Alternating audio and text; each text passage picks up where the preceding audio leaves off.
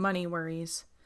There came a night, however, when Mrs. Popper, having put the children to bed, stopped Mr. Popper on his way to the cellar. "Papa," she said, "I must talk to you. Come and sit down." "Yes, my love," said Mr. Popper. "What is on your mind?" "Papa," said Mrs. Popper, "I'm glad to see you're having such a nice vacation, and I must say that it's been easier than usual to keep the place tidy with you down in the basement all the time. But, Papa, what are we going to do for money?" "What is the trouble?" asked Mr. Popper. "Well, of course the penguins have to eat, but have you any idea what the bills for all those live fish are? I'm sure I don't know how we're ever going to pay for them, and the engineer who put in the basement freezing plant keeps ringing the doorbell and asking for his money." "Is our money all gone?" asked Mr. Popper quietly. "Practically all. Of course, when it is all gone, maybe we could eat the 12 penguins for a while." "Oh, no, Mama," said Mr. Popper. You don't mean that." "Well, I don't suppose I really could enjoy eating them, especially Greta and Isabella, and said Mrs. Popper. "It would break the children's heart, too," said Mr. Popper. He sat there thoughtfully for quite a while. "I have an idea, Mama," he said at last.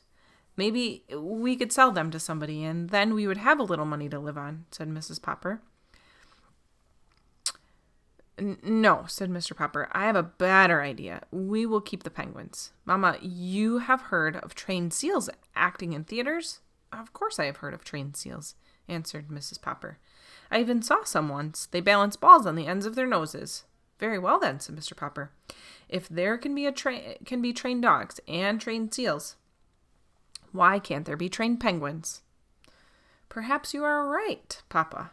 "Of course I am right. And you can help me train the penguins." The next day, they had the piano moved down into the basement at one end of the ice rink. Mrs. Popper had not played the piano since she had married Mr. Popper, but with a little practice, she soon began to remember some of the pieces she had forgotten. "What these penguins like to do most," said Mr. Popper, "is to drill like an army, to watch Nelson and Columbus get in a fight with each other, and to climb up the steps and toboggan down. And so we will build our act around those tricks." "They don't need costumes anyway," said Mrs. Popper, looking at the droll little figures. "They already have a costume." So Mrs. Popper picked out 3 different tunes to play on the basement piano, one for each different kind of act. Soon the penguins knew from hearing the music just what they were to do. When they were supposed to parade like a lot of soldiers, Mrs. Popper played Schubert's Military March. When Nelson and Columbus were to fight with each other with their flippers, Mrs. Popper played the Merry Widow Waltz. When the penguins were supposed to climb and toboggan, Janie and Bill would drag out into the middle of the ice 2 portable step ladders and a board that Mr. Popper had used when he was decorating houses. Then Mrs. Popper would play a pretty descriptive piece called "By the Brook."